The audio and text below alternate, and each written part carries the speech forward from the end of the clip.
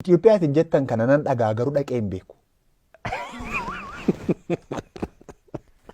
Maal jechuudha? Lakkaa beeka akka Itoophiyaatiin jette kun akka isheen jirtu beeka.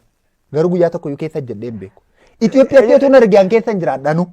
Itoophiyaatiin jettan kan Itoophiyaa kuush ijaarte kan walloo ofitti hammatee jiru kan gaanfa Afrikaa Gaanaa wajjin walitti hidhee jiru. Itoophiyaatiin jettan kana dhaga'e kan Oromoof kan kuush akka isheen taate garuu hin argine dhaqee hin beeku. Itoophiyaati beektu sanatu bakka namni beeku sana hin jiru.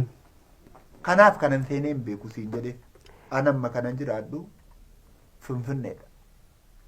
Kanan dhaladhee warra Maccaa keessatti gara lixaatti. Amma ammaatti Itoophiyaan akka jirtu quban qabaatiin jedhe. Ani immoo maaliif ni godhee akkasiin jedhee Itoophiyaa jecha jedhamte barree ittiin meeshaan ittiin barreeffamullee injinara ayyaanaatu hojjete. Taayippii amma afaan Amaariffaadhaan barreessanii ittiin nama rabsan kana ijoollee makeenyatu hojjete. Biyya Jarmanitti dhaqee hojjete. Amma seenaa Itoophiyaa keessa jiraachuu mala taayippiin jalqabaa sun kan inni kalaqe jechuudha. Numti ofiin dhaabnee, numti ofiin ijaarree, numti ofiin bifatti goonee saba biyya kanaa, sablammii biyya kanaaf utubaa ta'e Oromoon gaanfa Afrikaaf utubaa ta'e rakkoon amma yawwanaa deebisaa jiraatuuf maali jettee yaaddame? Akkam ta'e taga. Itoophiyaa isaan lafa kaa'ani. Itoophiyaan ollaa ishee jirudha. Kalaqa Oromoo ta'e.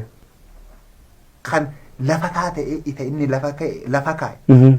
Warra ati afgaaffii kiyya irratti dhageette.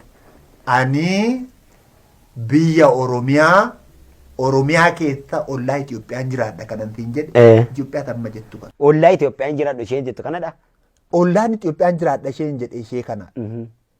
Ani Itoophiyaan ciran jiruun siin hin jenne bara hin dubbanne. Itoophiyaan jirti. Garuu an keessa hin jiru. Ollaa ishee jirti. Ollaa isheen jira.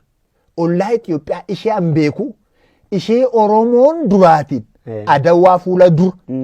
Bara Adawaas miti. Adawaa fuula dura. Lafa ittiin itti gadhiise. Ishee sana anuu beeka. Itoophiyaa isa namu. Maali sirriittan beeka malee. Ollaa isaaniin jira kanan jedha biyyan hin beekne ollaan jira mitiin. Itoophiyaan beekuun ollaa isaa jira. Maaliif nyaattee hin jenneen bara Oromoo maaliif nyaattee hin jenne. Namoonni dhugaa hordofan yeroo baay'ee akkuma isaaniitu akkuma kan. Dhugaan garuu akkuma kana jiraata. Kanaaf hin Kanaaf.